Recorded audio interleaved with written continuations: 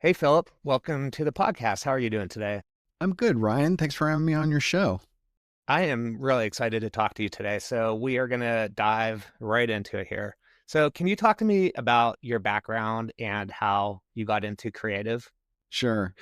Well, I mean, like most people who are creatives, they focused heavily on, drawing and painting and music and stuff when they were young, and like I did. Um, and went through high school, actually did a lot of acting, and my siblings were both like equity and SAG actors. So I took the fine art route, went to fine art school, got my BFA in painting, and then I actually went to get my MFA in painting.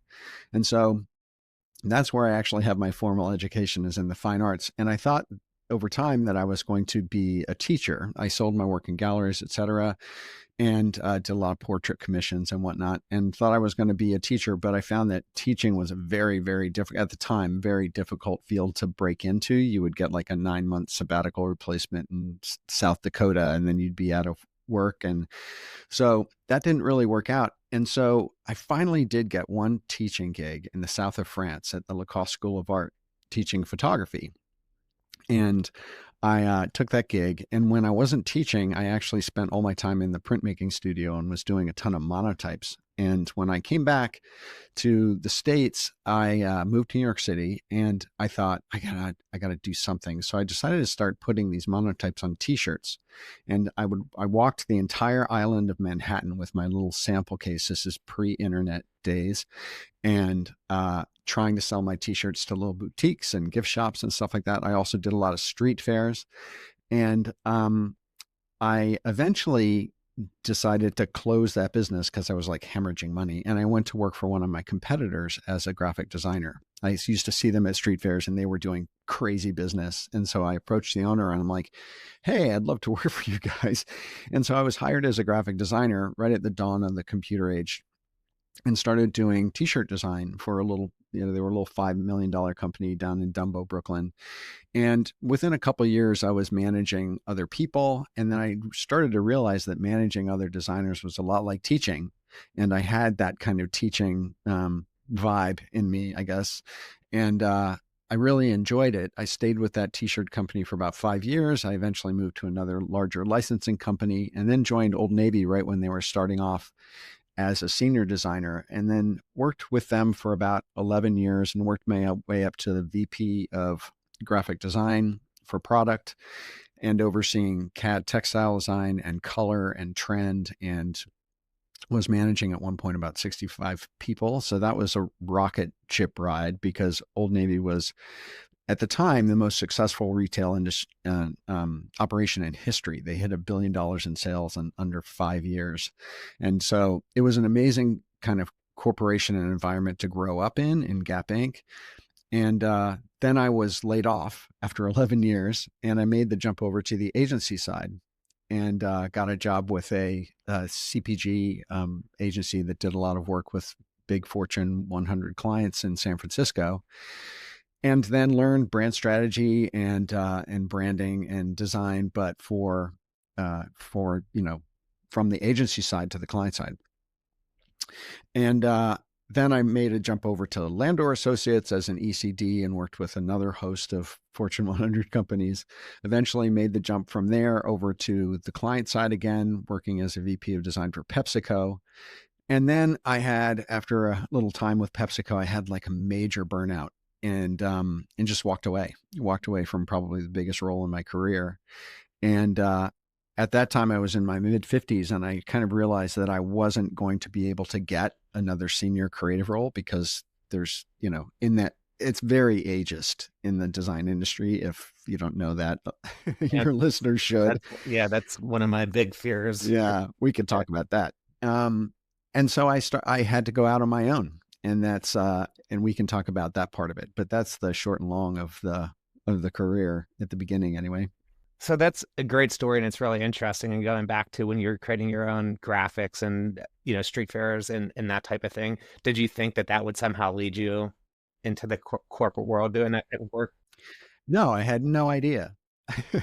I had no idea, Ryan. There's a quote that I mention a lot of times, and when I speak, and that's, I was working with Paul Pressler, who was the CEO of the Gap. We were redesigning the Banana Republic logo together. He kind of like buttonholed me to help him do that. And he said, Phil, a great career is more like a web than a ladder. And that always stuck with me. And so many creative people that I know, their careers are very nonlinear. And I can't say that any of these side jogs that I took in my career were actually planned. I would say that my decision to do them was strategic and I thought a lot about it. But a lot of them were things that just kind of opportunities that came my way or layoffs or whatever it was that forced me to kind of reevaluate where I was and where I needed to go. And so a lot of it wasn't planned, to be honest with you. Just to kind of bring it up and quickly, I know you mentioned ageism, Yeah. Yeah. Yeah. which is something that comes up a lot. And you hear some people say it's a real thing. And then you hear other people say, don't worry about that. That's not actually a thing. It's hard for me to think that it's not a thing. And if I had to give anyone advice, so, mentoring more junior people or people kind of early career, or maybe more at the senior level, and they talk about things that they're interested in doing or interested in learning or just things that they're really passionate about. It's like, I really need to do this kind of thing. I always try to make the point, make sure you do that, go after it now.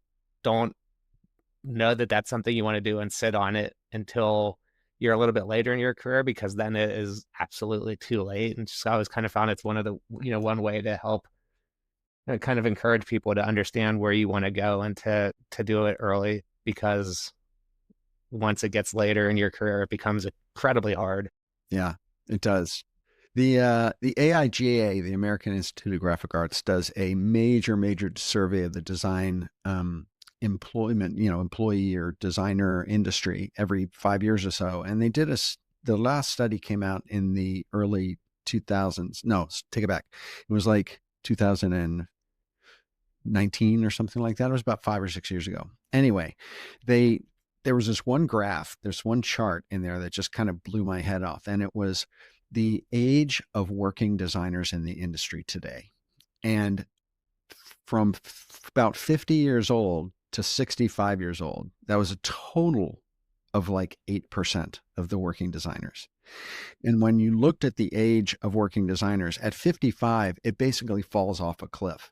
And there's almost like 2 to 3% of working designers out in the industry are over 55 years old. So what does that mean? That means that either people are tired of graphic design, they find something else to do at 55, or they're getting aged out of the industry and they're unable to rejoin it. And this is from a corporate or agency side thing, not as independents. And so that to me is one of those things that when I'm coaching creative professionals and in my mastermind community, I, really kind of put that high on people's radar, because you have to be very cognizant of the fact that can and will happen to you. And I coach people all the time who are like 50 years old and they got, their agency was acquired or their company downsized or whatever. And they're out there, trying to get a gig, and they're like, I'm not getting any callbacks. The recruiters aren't calling me. Like, it's not the way it used to be.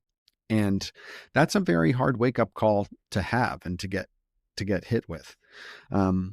So that's why I'm always, kind of preaching the personal brand building, kind of structure and mindset, because you really have to be prepared for that. 100%. Yeah, you can't stress enough the importance of personal brand and starting it early, not waiting until it's too late. Okay, so you have a really impressive background in both the agency and the brand side. Could you talk a little bit about unique lessons you've learned in each? Yeah, I mean, I think that if there's one thing that I wish I knew early in my career, it's like one of those things where it's like, shit, I wish I knew. And that is that no one stays in their job forever. Meaning everyone who you work with right now, 2 to 3 years from now, is probably going to be working somewhere else.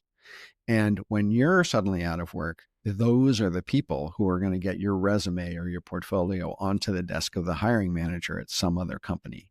So it's always good to get to know the people that you work with, and not only in your department, in finance, in marketing, in product development, in, logistics, whatever that is, cross-departmental, relationships, and keep those warm, because people move around and they very well may land at a company that you're like, oh wow, it'd be really great to work for them, and then suddenly you're not throwing your resume into online black hole of applications and trying to get past the ATS bots, and you can get your resume actually in the hands of a hiring manager with a recommendation, and that's what it's all about. So that's one huge lesson.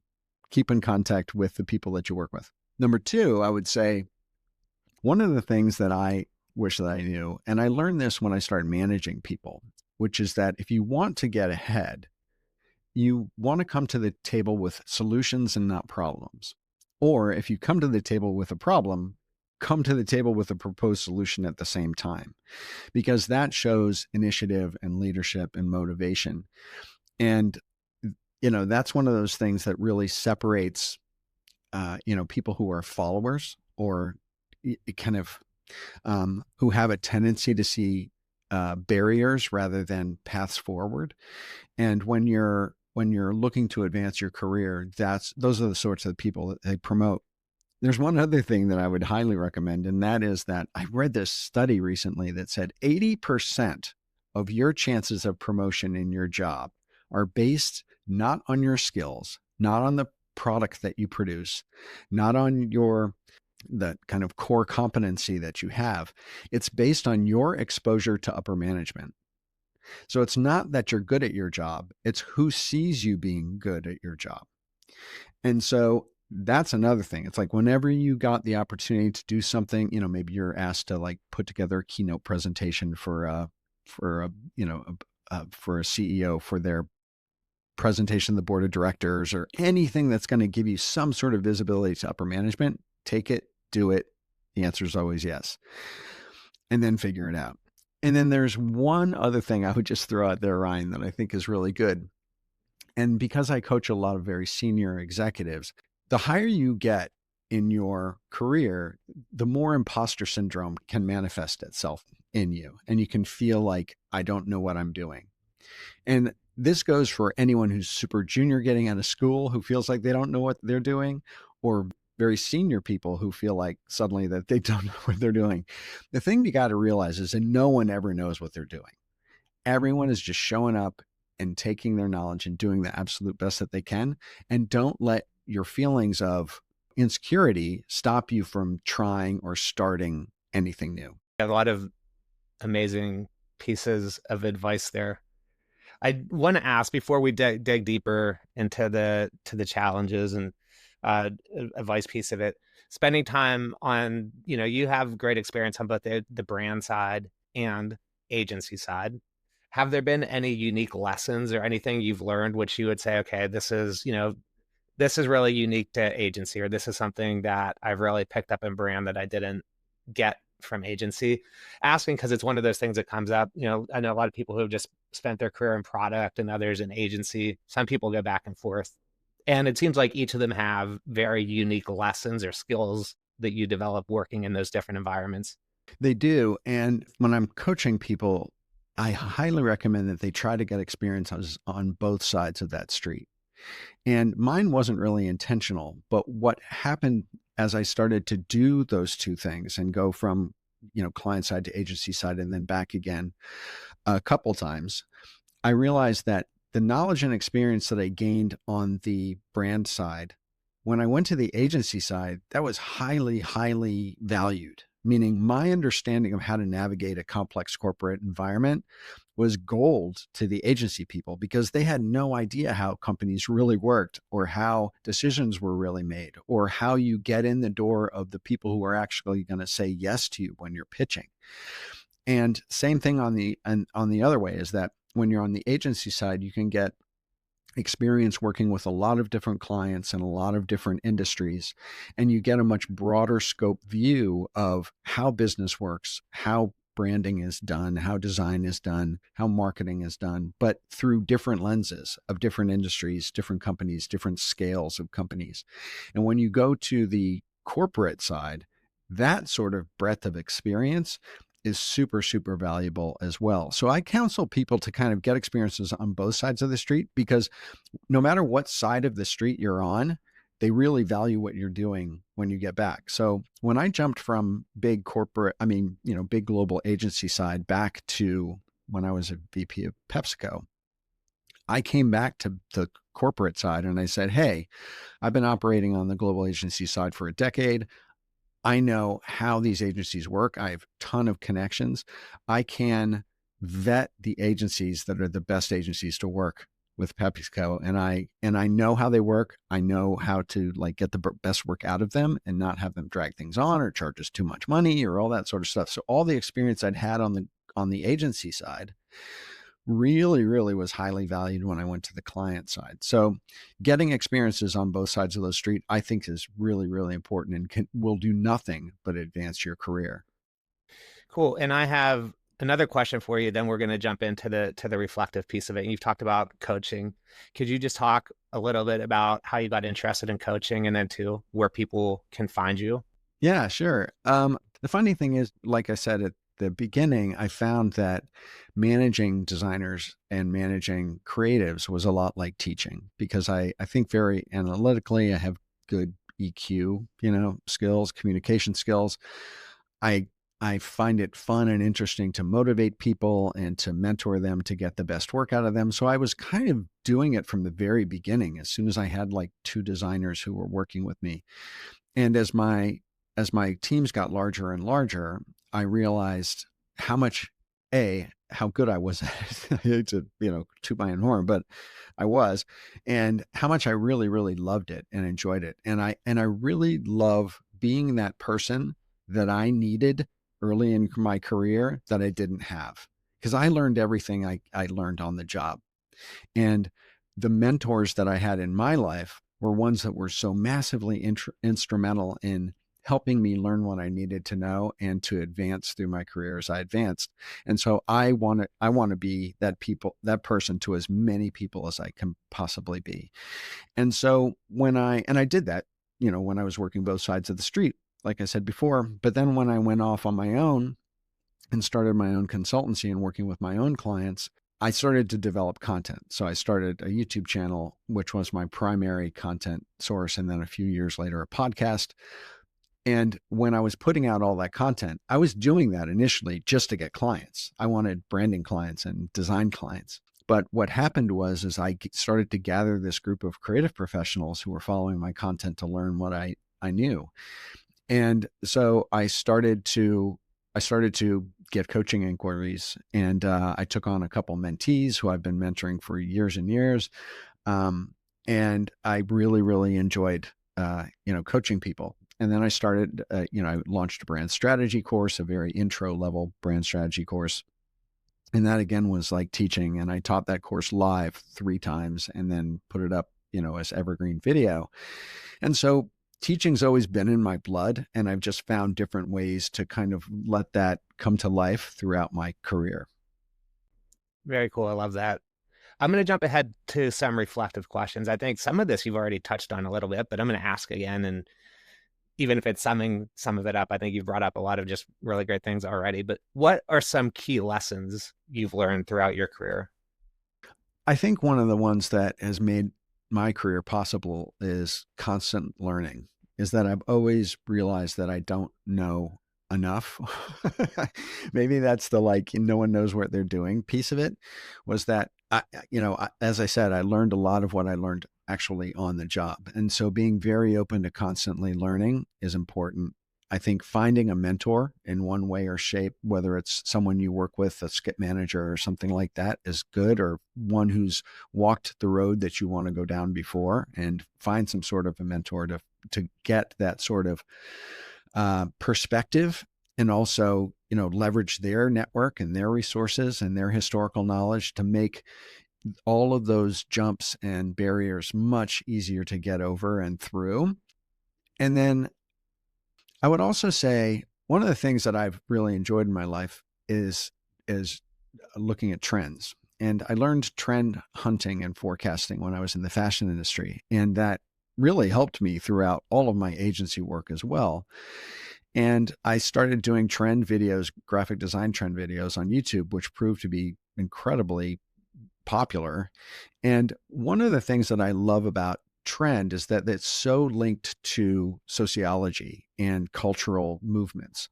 And to be able to recognize trends or look for trends or pay attention to them takes a level of kind of zooming out and observation that I think is valuable to almost anybody in their career, because being aware of what's going on in culture is so important and critical for people who are in marketing or design or branding, because so much of what we do pulls those levers of what is important to people and what is going on in culture, et cetera. So that's one of those things that I think um, is something that I think is a skill that not a lot of people think about, but I think it's one of those things that can be very helpful. How do you go about finding trends? I mean, it could be Yeah. your own research, it could be within just, finding your own network of people and seeing what they're posting, observing what's happening in the world. It is a learned skill. And the thing about trends that a lot of people don't realize is that trends aren't necessarily the thing that is going to happen. Trends are the things that are happening, but they're happening to such an extent and at such a volume that it can be recognized as something that's trending.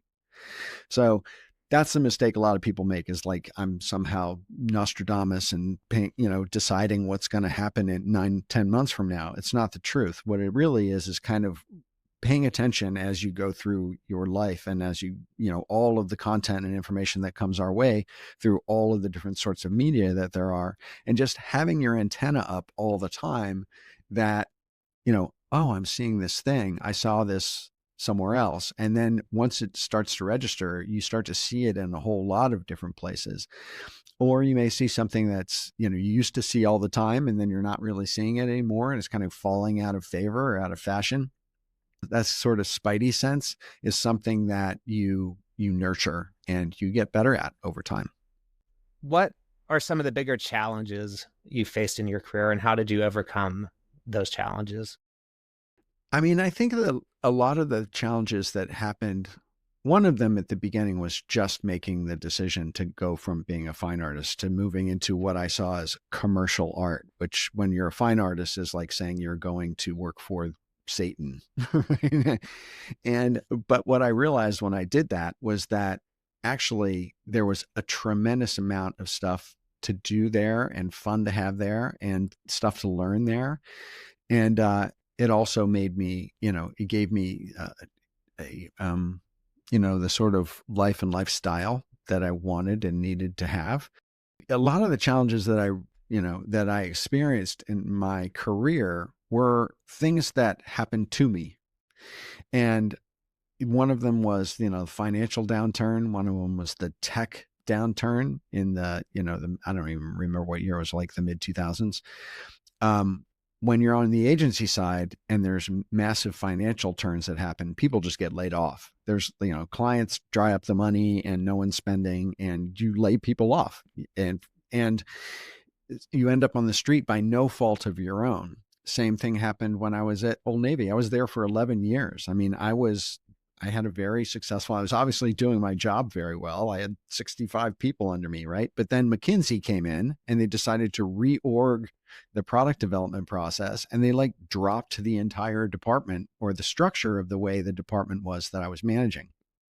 And I found myself on the street at 11 years with this company. I thought I was going to be with this company forever.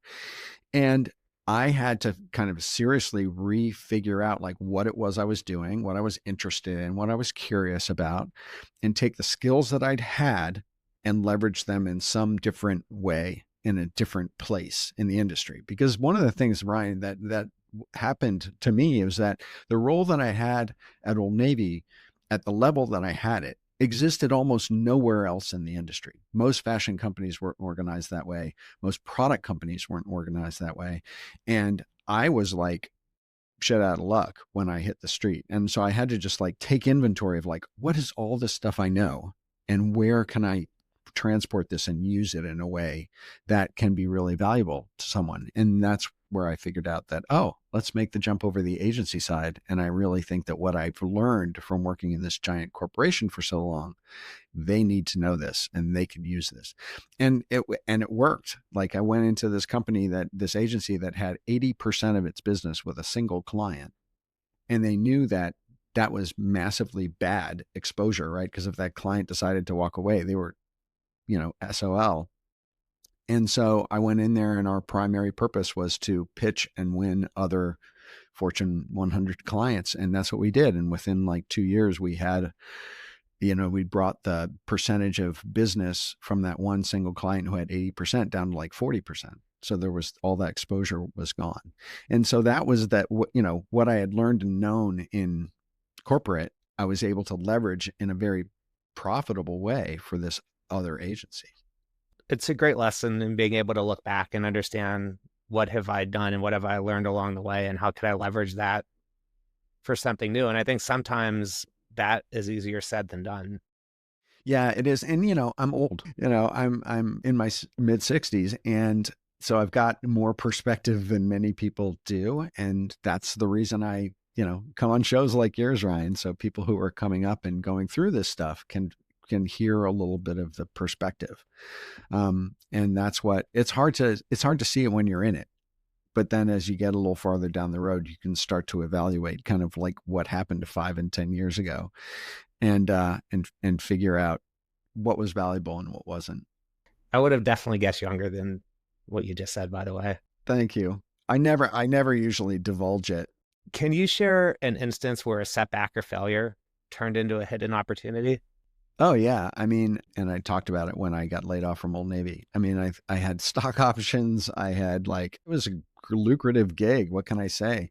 And, shocked finding myself on the street. I was shocked. And thank God they gave me a year's worth of severance, because it gave me a lot of runway to kind of figure it out. That allowed me to jump to the agency side. And here's the thing, Ryan, when I was on the client side, like in the fashion industry, I never did brand strategy. I didn't know anything about branding, really corporate identity, brand identity. I never had seen or used a creative brief in my entire life. And when I came out and I was got this job at a very senior level at a branding agency, I was like, oh shit, I got a lot of stuff I need to learn really fast. Yeah. And I did, but it was so exciting. It was so exciting to finally really dig in and find out how all this stuff that I'd been doing for a decade really worked. And so that was a blessing in disguise. I thought it was the worst thing that ever happened to me, but it was probably the best thing that ever happened to me. We didn't actually talk about my burnout. My burnout towards the end of my career before I went solo, that was another thing that I wasn't happy about. I mean, it certainly was a very painful experience to go through, but it allowed me to build the solo practice that I've had now for almost 9 years. And this has been the most rewarding part of my entire career. I'm having more fun now and doing better work now and leaving a better legacy now with people that I'm helping and the value I'm providing than I ever have in my entire career. I mean, you can sell a lot of potato chips, right? You can sell a lot of Doritos and you can feel good about that, right? Because people love potato chips, right? Sure do. When I help a graphic designer make it through one of those crazy demoralizing pivot points in their career, or position themselves after they've gotten laid off to not go on a downward spiral and have built enough of a personal brand that they've got a little bit of armor on, that's what's really meaningful to me. Can you recall a moment in your career that significantly influenced your path? I think it's going from the individual contributor thing to being the manager thing. And I had a manager at the Gap who recognized in me that the ability that I had to manage people. And so when she kind of took me under her wing as a mentor, she said, okay, you got to learn how to review people, how to set goals for people. You got to learn finance. She put me in front of a budget spreadsheet that had all of the aspects of a budget of running $1 million department, and, walked me through it and why this happens and why this happens and why the hard decisions you have to make in order to allocate money and all that sort of stuff. That kind of caring that she had for my career and that ability to be seen and kind of recognized as someone who had potential. That was one of the most moving parts in my career. And it was more impactful in the success of my career than almost anything else, or a couple different managers that I've had who've done that. And was that one of those moments where you knew in the time that something transformational was happening, or would you say that was more of it happened? And looking back, I realized that that was a pivotal moment for me. No, I knew it was a pivotal moment when it was happening. I did. The other pivotal moment that happened, and this is one of those things that just like happens. Like our product development at Old Navy was located in New York, as was Gap and Banana Republic. It was fashion capital of the world, right? So all product development is in New York City. They decided on a whim to like move product development for Old Navy from New York to San Francisco. So suddenly we had to move. Anybody who wanted to move could move, but a lot of people weren't asked to move there. And you had to uproot your, and a lot of people couldn't move there. So it was incredibly, unprecedented kind of uh, cataclysmic event that happened in that company. But they wanted me to go to San Francisco. And one of the things they said was, if you go to San Francisco, we'll give you the entire Old Navy packaging department. And I was like, up until then, I'd been doing t-shirts, right? So of course, t-shirts and CAD and apparel. But I was like, oh, packaging, that's hard goods, that's printing, that's branding, that's, completely different world. Like packaging is one of those things that is completely transportable skill. And I thought t-shirts are like somewhat, if you want to work in another big apparel company, but packaging is something that could really be a strategic choice. So when they held that carrot out in front of me to move to San Francisco and said, if you move there, we'll give you this department, I was like, sign me up, because I knew that it was going to change everything. And when I got to San Francisco, I ended up redesigning all of Old Navy's packaging in a period of about 2 years. It was like 2,000 SKUs of packaging. It was amazing. It was so much fun. And that was the time that we went from like those white hang tag labels with the blue Old Navy oval on it to every single shop in the store being, having a personality and a different design aesthetic and all this sort of stuff. It was fantastic. And I had so much fun. But that's like one of those moments where you're like, either I can say, oh, I'm scared, I don't know that world, this is intimidating. Or you say, sign me up, I'll learn it, throw me in, coach. You know what I mean? That's kind of like what it was. I would actually love to know, or maybe even at a high level, kind of like the process for going and doing that and validating consumer reaction to what you were doing with the labels and packaging. One of the things about the fashion industry that you should know, or everyone should know, is that no one is original. Fashion is seasonal, right? So it's spring, summer, winter, fall. Everyone puts out quarterly collections. Have you ever noticed why all the fashion companies know to do the exact same kind of styling and exact same kind of color palette every year? That's because they all go to the same factories, they do the same trend research, they buy the same trend reports. And so they end up doing the same thing because they're all risk averse, right? They're producing hundreds of millions of dollars worth of apparel that they have to sell. So they make sure that everyone is on the same path. So everyone follows everybody else. So we're all shopping each other's stores. We're all looking at what each other are doing. And so we're paying really close attention to our competition. This is another thing that actually I took that heavy focus on knowing what your competition is doing. I took that into my branding work. And I do a lot of that right now. Competitive research is one of those things that a lot of companies don't do. And if they did do it, they would be in much better shape around the decisions that they make. But that's a whole nother podcast. We can do that, Ryan. But so what we did was we were shopping everybody else, and everyone's chasing everybody. Everyone's trying to do what everyone else is doing. And our biggest competition at the time then was Abercrombie and Fitch. They were killing it. Right now they're kind of in the toilet, but they were killing it at the time. And so what we did was we kind of looked at our fashion styles, and we created personalities for the different age groups, different genders, for each of the shops: the denim shop, the active shop, the intimate shop, all that, the workwear shop. And we created visual personalities. We didn't test them. We didn't test any of it. We just took a stab at what we thought would sit really well with the product and create these different personalities. And we develop entire packaging lines around them and produce them and put them in the store. And also just that massive change from looking very generic to looking like you had a real personality was a big shift in our approach of the company. And it was great and it worked. But that's the kind of thing, like we never did any research when we were in fashion. And then I got over into the agency side and we did focus groups and we did qualitative and quantitative studies for like Chevron and Safeway and, P&G and Levi's and Coca-Cola. And people wouldn't make a single move without validating it through, multiple national focus groups. And that was another thing where I was like, oh, wow. If you actually go and ask people, they'll tell you whether they're, going to buy the thing or not, which is like super helpful.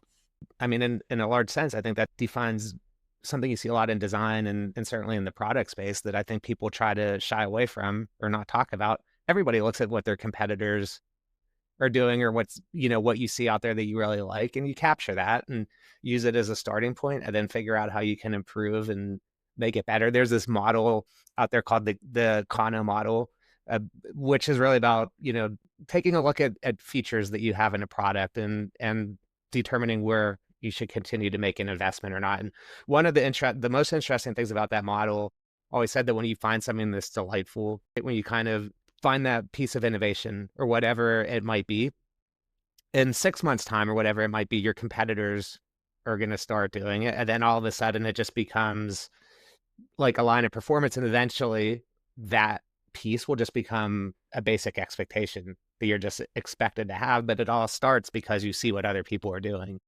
Yeah. I mean, that's where innovation comes from. Very few people design something that's never, ever been seen before. And that links right back to trend, right? So if you know what's going on in the industry, you can make decisions to either be different, right? So it's kind of the blue ocean, red ocean philosophy. If you don't know what your competition is doing, you can't differentiate yourself. And if you don't know where your competition is operating and being successful, you don't know where the dangerous places are too. So when you're mapping your competition on certain parameters, if you see that no one's playing in a certain area, you can either say, hey, that's a great opportunity. We could go there and we could kill it. Or you go, no one's playing over there because you can't make money over there, or there are no clients over there, no customers over there. Those sorts of strategic decisions are what make businesses succeed or fail. Absolutely. I'm going to do a quick pivot here with you and ask you, what do you think the future of design looks like? Okay, so here's the thing. I think we are in an incredible moment right now, Ryan, with a tsunami of AI that we are all being enveloped in. I think, and a lot of designers and creative people are freaking out, right? They're saying it's destroying the industry. It's going to ruin my job. It's going to take my job. And I think, I'm old enough to have been around when the desktop computer came around, and the people are freaking out at the level that they freaked out when Quark Express came around and Adobe Illustrator came around and Photoshop came around. Because everyone who was in the printing and branding design industries back then were like, oh, great. Now everybody's got the design tools on their desktop and our industry's going to die.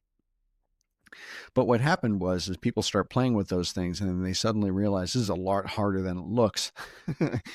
And the people who learn the new tools and the industry who embraces that new technology and learns how to use it and learns how to like move the industry forward, those are the people who win. So I'm always counseling creative pros to like get in there, learn it, play with it. Like this is the new tool. This is the new desktop computer.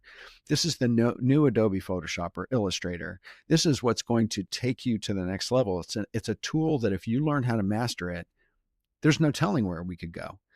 And the thing is your client is going to go, oh, wow, cool toy. They're going to play with it for a minute and then they're going to drop it and they're going to look to you to do it because they don't understand it. They don't have the time to figure it out.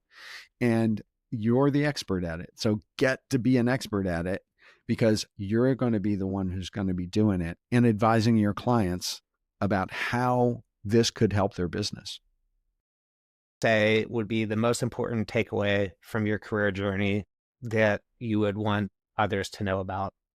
Expect the unexpected. There will be opportunities that come to you, and they may not look like opportunities when they do, but really try to evaluate them and think about what those side jogs in your career, not the linear up and down ladder parts, but the side jogs where you're like leveraging your skill set in a different way, and see where that might be able to take you. Because that's the sort of thing that people stumble on and they don't see it for its true opportunity or evaluate it in a way if it's not obvious. And so that's the one thing I would say. Cool. I really like that. Okay, closing questions. What is your favorite quote? Yeah. You told me about this question. So, and I've always been really, really into quotes, and I used to publish quotes all the time on Instagram, but I have two. One is by Zig Ziglar, who's like super hyper famous, sales guy. And he said, you can get everything you want out of life by helping other people get what they want out of life. And I basically try to live my life that way. I mean, that's almost like an operating mantra for me. Um, Actually, my true operating mantra is one that I made up, and that's dare to suck. That's my mantra, which is like, get out there, just start. You're going to suck at the beginning, but don't let that stop you. Okay. And my other quote is by the guy who wrote The Little Prince. His name is Antoine de Saint-Exupéry. And it is, if you want to build a ship, don't drum up people to collect wood and don't assign them tasks and work, but rather teach them to long for the endless immensity of the sea. And I just think that is the most beautiful quote, because it's not the product that sells the product. It's the dream of what the product can do. Another quote, I'm going to butcher this quote, but it's like, you don't sell 1/4-inch bits, you sell 1/4-inch holes. And that's kind of it. It's like, you got to sell the dream and what the dream can bring you, and then you facilitate what that dream is. Those are all great. There is a lot of great content out there, including your own. But what are you looking at now that you would want to recommend to others? And feel free to self-promote and throw your own stuff in there if you want.